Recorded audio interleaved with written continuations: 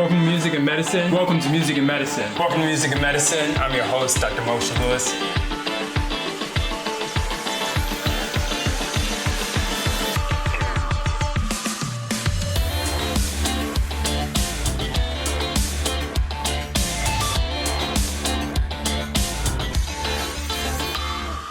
Welcome to Music and Medicine. I'm your host, Dr. Moshe Lewis. I am so excited to be joined today by a drummer extraordinaire, Mr. Lawrence Breaux. He has literally traveled all over the world and performed, it seems like, everywhere. He is one of the most sought after drummers when it comes to touring, and certainly has been on the international circuit as well as here in the US. So I wanted to go right there and talk about your love for this instrument and just really sort of how it all got started in the beginning, because I think that can inspire people so much. Yeah, thank you so much, man. Thank you so much for having me. Looking forward to this interview. For me, man, I started playing drums when I was, I think I didn't start playing until I was maybe around 9 or 10, honestly. But I always knew that I wanted to play drums. My mother was a choir directress. She still is a choir directress. My father was a singer, and my whole entire family, is a musically inclined family. So I would just go to rehearsals with my mom and just sit next to the drums, man, and just watch the drummer go for it. And just for me, man, just one day, I just mustered up enough courage to jump on the drums when the drummer wasn't in rehearsal, man. And literally, I felt like from that point on, I felt like I wouldn't say my career started, but definitely my path of and the love for the instrument started. And I just really haven't looked back since, man. Sure. Well, it certainly seems that way. Talking about, seizing the opportunity. And many times you hear that about go-getters. They just seem to just have an affinity. Who were some of your inspirations? Who are some of the artists that you yourself admire and try to emulate?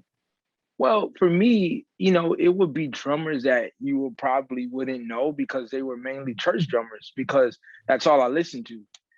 So I wasn't familiar with any of the secular guys or rock guys or anything like that, necessarily like I am now. So, it was just like, people like Jamie Gamble, Nissan Stewart.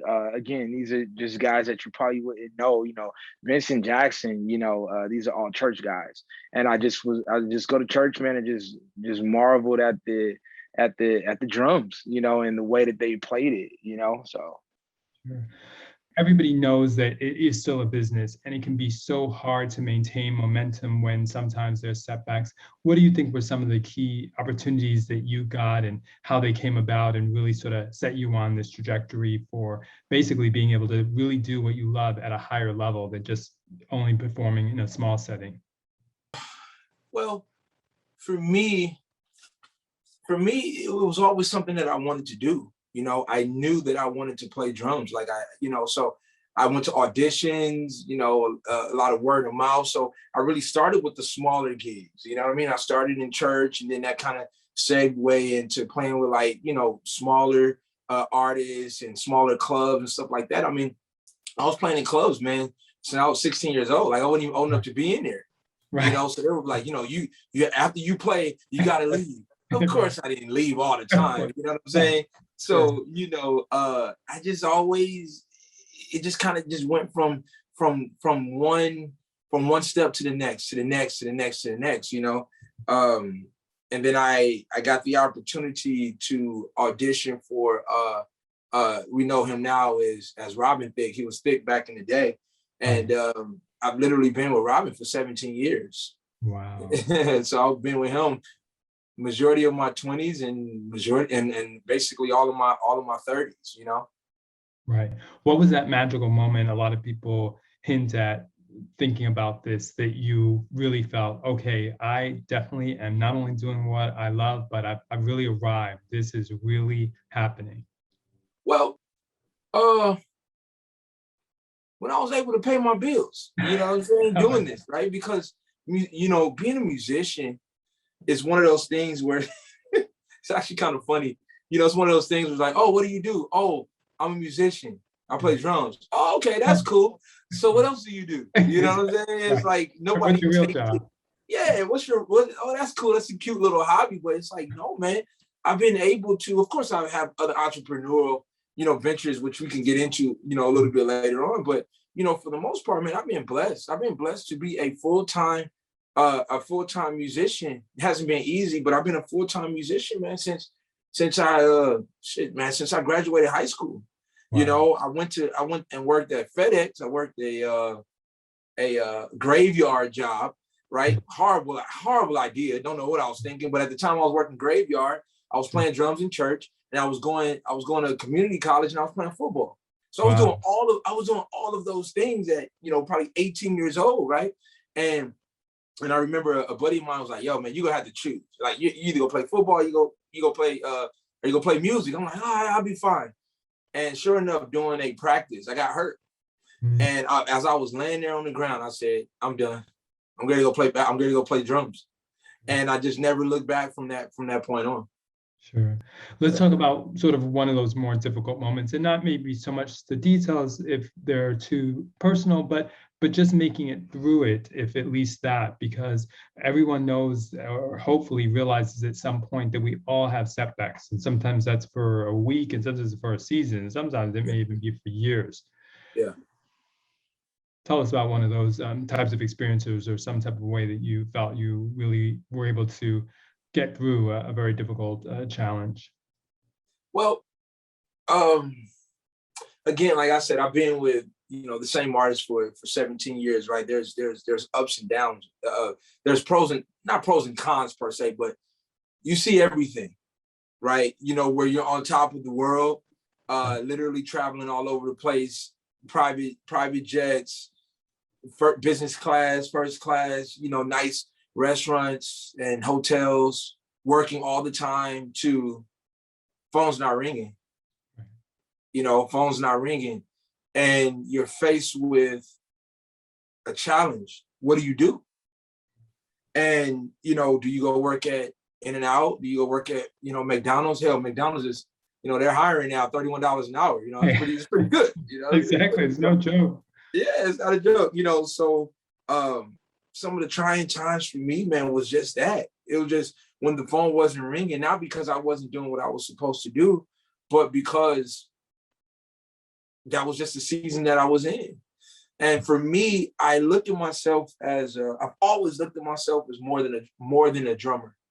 So I've been, I invest in real estate. I have other business ventures. I just recently started a trucking company, so I get pretty bored pretty easily, man. So it's like, I got to keep myself busy and keep myself active, and, you have to diversify, but, to kind of stick to the question, God got me through. I really don't have an answer, man. Like a definitive answer. Like, oh, I did this I did whatever I had to do. Right. I drove Uber. I drove Lyft. I did whatever I had to do, but I never took my eye off the prize. And the prize for me is continuing to do what I love to do while being financially free. Right. Well, that was something that came across when we were first talking. I so appreciate your humility and your candor. I many times tell people that I worked as a waiter for, I was well into my 30s. Wow. And I have no shame in it. If I had to go back tomorrow to do it, as long as I could carry the trades, I'd be happy to be a servant, because I think if physically you're capable of working and you want to work, like you said, the opportunities will come, and some will be better than others, but never should you look at yourself and feel like I'm a failure simply because things can't always go the way that I think they should go. Correct. So I appreciate that reference to the Lord. Like I said, a lot of us kind of grew up in the church, but it's refreshing to hear, because many times people would feel too embarrassed to either admit that they were there at one time, or they look, there's bills that got to be paid, and I've got a family, I've got to do some things that I don't mind, as long as it's legal. I'm gonna do what it takes to get the bills paid. My due season will come again. And it was definitely a humbling time. Let's just say, for example, deciding, hey man, you gotta go drive Uber, or your bills are not gonna get paid.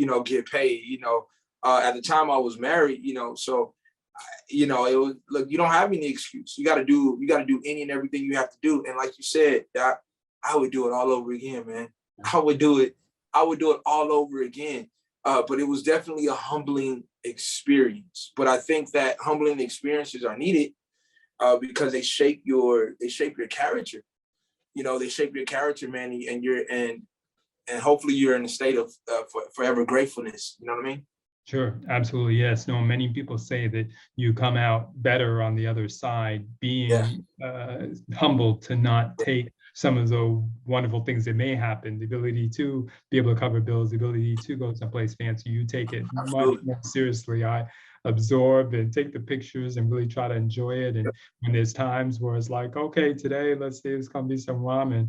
Okay, you know. You gotta roll with the punches. You know, you got to roll with the punches, man, because, you know, oftentimes I say, in order to be served, you have to be a servant.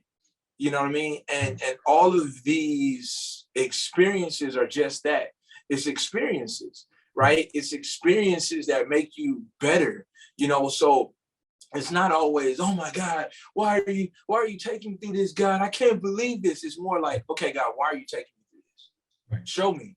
Right. So that hopefully I don't have to travel this road again. You know what I'm saying? It's almost like a Job experience in a sense. You know what I mean? I feel like I've been through my Job experience. Sure, right. To be honest with you. Sure. Yeah. No, I love it. Like I said, I've picked that up when we first started talking a few months ago, that sense of confidence in yourself to not define yourself simply by your circumstances, but more by the content of your character. Yes, and that is a great transition point to talking about health. All of a sudden you get an entity that only a few of us maybe have heard of, vitiligo. How did you learn about that and understand what it is, and then come to really take charge of your health? Well, man, you know, I woke up, I wouldn't say I woke up one day, but I took notice one day of a spot, and I think it was a spot on my finger, on my pinky finger. And I'm like, I don't remember, you know, scraping my finger. You know, it just kind of looked like a scar that wasn't healing, you know? And I'm like, what is this, right? Didn't pay attention to it. Kept doing what I was doing, whatever. Then more spots, and some more spots, and it started to spread. So then that's when I went to the dermatologist, and they said, you know, it seems like you developed vitiligo.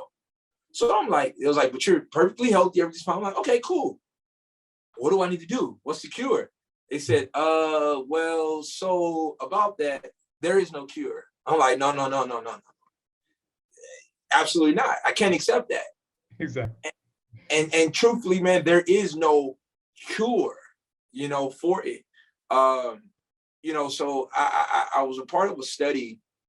They asked me, did I want to, you know, I got laser treatment, all that stuff, man. Nothing seemed to be working. So I'm literally just looking at this immune deficiency spread and kind of take over parts of my body. And I'm just like, wow. Right. I'm like, wow, I literally don't know what to say. You know, you have a bald spot, you just cut off all your hair. Right. You know, that's fine. That's easy. You know what I mean? So not a big deal, but can't grow a beard. Okay. Just wear a goatee. No big deal. But this right here, this was very, very, very interesting for me. So of course, after about a couple of months of treatment, I started to research. You know, I said I'm the type of person, I really don't take no in a sense with certain things for an answer. Like that's not the final, that can't be the final answer. You know what I'm saying? Like you're a dermatologist, you got to know something. Right. So I started to research, man, and researching Eastern medicine and all kind of things. And I did definitely confirm that it was a immune deficiency. And to my surprise, I did find out that it can be reversed. It takes a long time, but it can be reversed with vegetarian diet. It's a lot of things you got to cut out, you know, herbs, because something is attacking your immune system. Right. So, I mean, I'm very, very knowledgeable about the deficiency. And that same dermatologist actually asked me, did I want to be a part of a study? And so, you know, I did some research on. I said, sure. And the study actually, it's a topical cream that I would take, and it's actually helped out my face tremendously. But with my hands kind of are still in the same place, you know, elbow. So a certain part of the body that it doesn't. that for whatever reason, it doesn't do anything for. But I am optimistic, that with diet, time, not really stressing about it, it'll turn around. It'll turn around. But I feel good about it because, like I said, this cream, man, I mean, there's a lot of people in this world that struggle with vitiligo. Some have accepted it, right? Because this didn't start. This didn't, I wasn't born with this. Right. So I think it's a little different when you're in your late 30s, and all of a sudden you discover that you develop something like this. It's like, oh wow, what the heck? You know what I'm saying? So I feel very good and honored that I'm a part of a stage 3 study that's going to bring something to the market that's going to help people out. Sure. No, absolutely. Sure. No, and that's also one of the things that I was so amazed by, that you felt comfortable talking about it and also taking charge of it. Vitiligo is a attack, like you said, from the immune system, where the pigment producing cells simply don't function in the same way, and really trying to see if there's some type of allergic reaction to something that we're eating or that we're bringing into our diet, or maybe that's coming in contact with our skin. And certainly trying to, as Lawrence has, see it as a wake-up call to really get on top of our health, try to optimize our immune system, minimize stress, which is always a good thing. It can challenge our immune system, is really one of the key reasons why we wanted to be able to talk about that at this time, because immune system and immune system diseases is something that people are thinking a lot more about these days. And I just love that you've really taken charge of it, and instead of being afraid or feeling that it's some type of a curse, felt very comfortable to go and talk with people and bring out more information. Tell us some of the things you've done in this regard. I mean, I know you've done some other interviews and spoken to it, but I know it's something you take very seriously. Yeah. Just as far as like things that I've changed in regards to this. Well, like I said, man, I went to see a holistic nutritionist, and they looked in my eyes and he told me some of the things that he saw.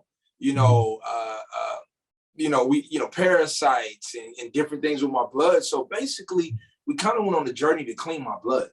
To kind of just kind of clean my blood, if you will.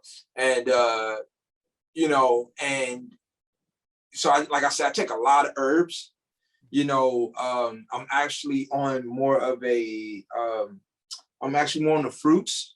I'm supposed to be, I should say, more on the fruits and veggie diet, so this right here, this is a juice, man, strawberries and just fresh juice. I just drink the hell out of it, and I really, really have seen a difference. And most importantly, I felt a difference, because here's the other thing that I didn't say regarding the dermatologist, right? Like, I felt like they were just giving me this stuff. I felt like a rat. You know what I mean? Like just a lab rat. But no one's asking, no one ever asked me, and I'm not gonna put them on blast, but no one asked me, what are you eating? Right. How are you eating? Right. How's your stress?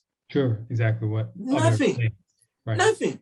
They didn't ask me any of these things. And one time, I was in there and I was talking to the dermatologist, and I was, explaining to her just kind of like how I was feeling. And it's like my hands, nothing's going on with my hands. And it was just like, okay, well, there's really nothing we could do. So I left out of that office and I had 2 options. I can just accept what they're telling me, or I can really, really get down and dirty with it, man. And that's when I went to go see the holistic nutritionist. And I just really started researching, just said, no. I gotta do something. So that's when I changed my diet. I realized that, well, no, okay, dairy's not good for me. Dairy's not good for any of us, really. You know what I mean? What else? Red meat. I didn't really eat a lot of red meat anyway, but it's like, I really don't eat much red meat, and even chicken. I don't eat a lot of chicken. Right. So if I do want some meat or anything like that, I'll do turkey. And again, I will eat chicken. I will have an In-N-Out burger every now and again, but I'm just, but for the most part, man, I kind of just stay away from as much cooked food as I possibly can. Sure. No, I mean, I think more and more this movement continues to grow, and people realize that we really do have to think a lot more about what we're putting into our bodies. I think it's a natural reaction to say it's too expensive to eat healthy. And we know that many times in our communities and in airports and in places where there's lots of fast food restaurants, it's not just in the inner city areas. that it can be a challenge to make sure that we find healthy things to eat. But I'm so encouraged by your story and also your tenacity to take it very seriously and then go out and feel comfortable letting other people know, hey, it's okay to cheat here and there, so to speak, but Sure. eating healthier, being more in charge of your health, because the doctors, may only do so much or can only do so much. And we have to be more responsible for our health, not only individually, but also certainly as a people. Yeah, agreed. And I really, again, man, my mindset is everything. So, I feel like if I was living in a cardboard box and like, I still feel like I still can get to the mountaintop, man, and live in a house, of my liking on the hill, man. So I just feel like, I don't really agree with the stigma that we put on, oh, it's too expensive.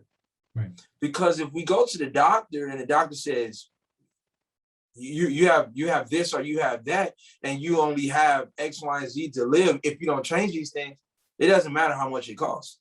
Right. I agree. You're gonna go do Uber every single day if it, and do whatever you have to do to go make that money. So in order to not die, so I just kind of look at it like that, man. Like, I'm not saying, it may be too expensive for you to spend $600 a week on fruits and vegetables and all this type of food. That's fine. You don't have to do that.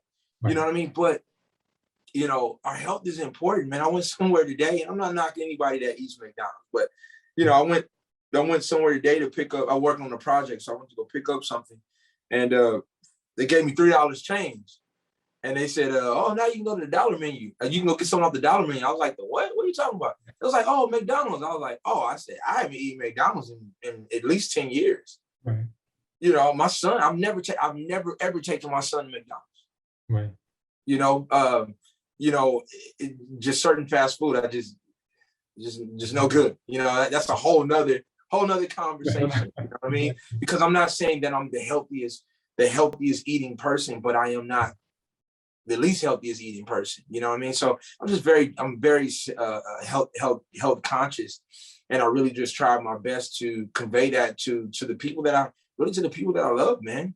Sure. No, absolutely. Let's talk about health and fitness in terms of any exercise. Or there's some things that you do to try to not only keep in shape, but also just to be able to continue to drum for such a long period of time. It is an intensely demanding activity, and certainly keeping up with multiple assignments and gigs and all of that. How do you manage all of that? Well, that was one of the things too, the nutritionist told me. He said, you got to get back to working out the way that you did, and I worked out, man. I worked out a lot, especially in high school. I played football and ran track and stuff like that. I really, really worked out, and I enjoyed it, but I just think that, when life happens, that's one of the things that's put on the back burner. But, I've recently, man, I just really make it a priority now to just jump back in the gym, man. I really started hitting the gym hard during the pandemic. It wasn't nothing else to do. There's no excuse. Yeah, you know what I mean? You have no excuse. So I just, I'll run.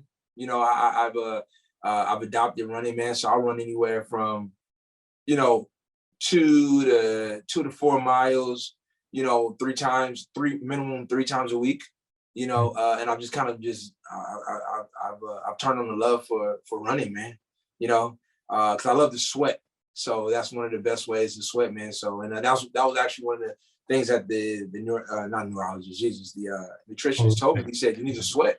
These things. I ain't telling you nothing you don't know. No, but I appreciate you hearing it, because that's the whole purpose here, is to really try to have people that are very relatable talk, because otherwise, like you said, some docs may discuss it, others don't. But when somebody's living through the experience, other people can grow from it. Right. Yes, for sure, man. So I just make it a point, man, just to be intentional with my eating.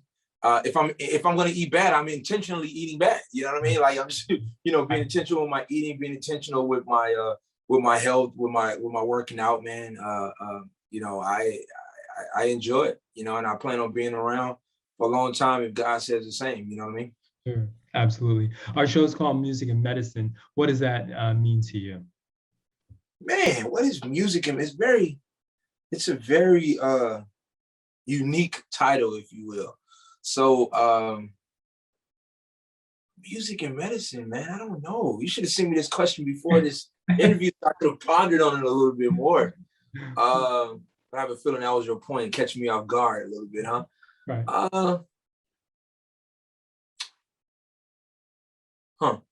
If I had to think about it, right, I would look at it this way. Music is medicine, right? Music is medicine because even just like, let's say, for example, the pandemic, right? It was music that got people through. Yes, you absolutely. know.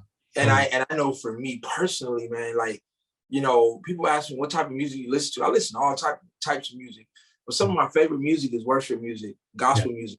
Yeah. You know, when I'm having a moment or when I'm not, you know, so music is medicine for me. That's what that would mean. That's what that would mean for me. Absolutely. And there's no wrong answer. Like you said, I love when it's spontaneous because I think it's much more sincere. It can mean so many different things to so many different people. We just think there can be a connection and want to sort of explore some of the connections, but the possibilities are endless. Tell us a little bit about where we can find you, what you're up to, what you're planning. All right. You can find me on I was say Instagram at I am Lawrence Breaux. Again, that's I am Lawrence Breaux. And Facebook, I think it's Lawrence Breaux on Facebook. What am I up to? Like I said, I'm an entrepreneur, man. So I have many ventures. I've recently started a trucking and logistics company. So I'm just about to get my truck out on the road. So I'm really excited. Really excited for that. You know, because like I said, I just love ventures, and I love ventures outside of music. Then from a music standpoint, I am almost done with my debut. I guess we can call it debut EP. So I'm almost done with that, man. I'm about 85%, 90% done with that, man. So I'm looking forward to releasing that probably within the next couple of months. Sure. No, absolutely. We're looking forward to it. I mean, it's just been a pleasure from the moment I started talking to you, and I so want to be able to do this. Shout out to Chris Bridges for pulling it off. Chris, Chris made it happen. Exactly. He went to sleep until it happened, man. Literally.